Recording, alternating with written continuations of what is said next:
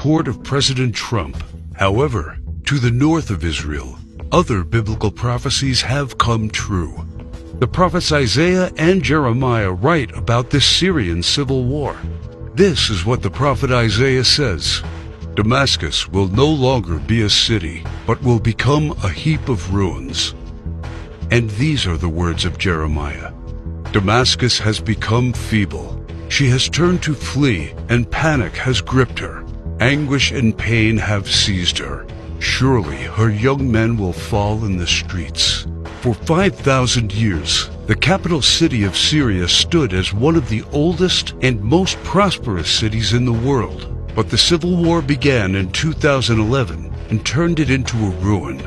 Not only do the prophets talk about the war, but also the refugee crisis and the deaths of its men fighting for one side or the other. The army of Syrian dictator Bashar al-Assad has been fighting the rebels backed by the United States, Israel, Turkey, Jordan, and Saudi Arabia, and ISIS terrorists. In 2015, Bashar al-Assad was at the brink of total defeat.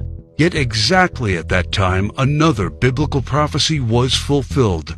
Ezekiel 38 tells of Russia coming to the border of Israel. The word of the Lord came to me. Son of man, set your face against Gog of the land of Magog. I will turn you around, put hooks in your jaws, and bring you out with your army. In the latter years you will come into the land of those brought back from the sword, and gathered from many people on the mountains of Israel. One only has to look at the map of the world as it was known at the time of the prophet to understand. To the north of the Caspian Sea, we find the people known as Magog, inhabiting the land known as Rosh. Over time, the ancient name of Rosh became current-day Russia. Twice, Ezekiel says that Magog will bring his armies from the extreme north to the border of Israel.